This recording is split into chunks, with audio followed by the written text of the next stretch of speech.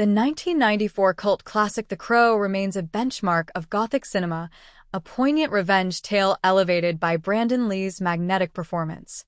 However, the film is forever entwined with the tragedy of Lee's accidental death during filming, an event that cast a shadow over its release and contributed to its lasting legacy.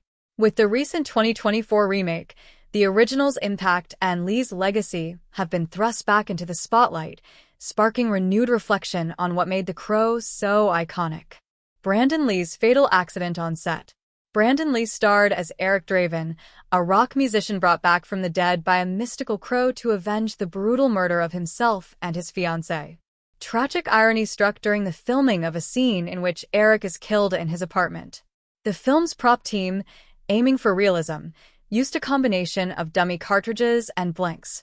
Unbeknownst to the crew, a bullet was accidentally lodged in the gun barrel during preparation. When a blank round was fired during filming, the lodged bullet was propelled out, fatally striking Lee in the abdomen on March 31, 1993.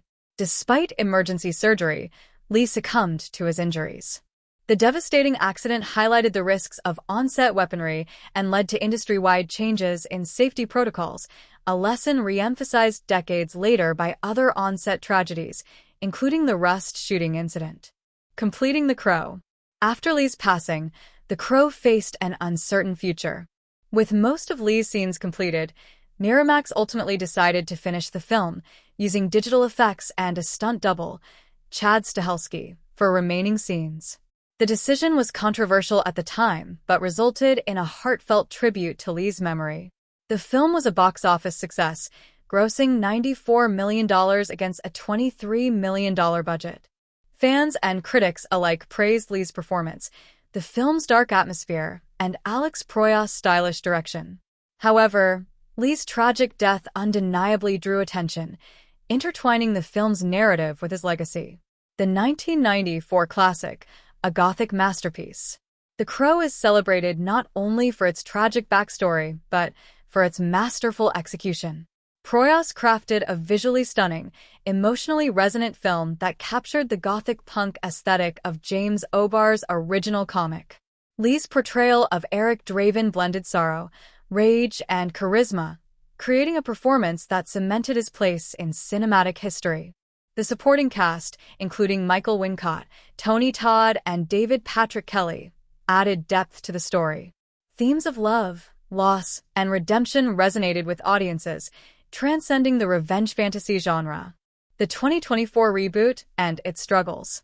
The 2024 reimagining of The Crow, directed by Rupert Sanders and starring Bill Skarsgård, faced an uphill battle from the start. Many fans viewed the project as unnecessary, a sentiment echoed by original cast members like Ernie Hudson and Sophia Shinas, who felt that Lee's performance was definitive. Critics have panned the reboot for lacking the emotional depth and artistic vision of the original, with Skarsgård's compelling presence unable to salvage a weak screenplay and uninspired direction. Despite its intentions to honor Lee's legacy and avoid past safety oversights, the new film has struggled to justify its existence. While it brings The Crow to a new generation, it fails to capture the haunting brilliance of its predecessor. Why The Crow endures. Nearly 3 decades after its release, The Crow remains a cultural touchstone. Its unique blend of Gothic style, emotional storytelling, and Lee's iconic performance continues to resonate.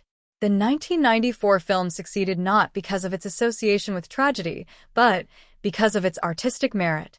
Brandon Lee's portrayal of Eric Draven stands as a testament to his talent and potential, leaving an indelible mark on cinema. While remakes and reboots may attempt to reinterpret the story, none have matched the original's alchemy of vision, heart, and tragedy.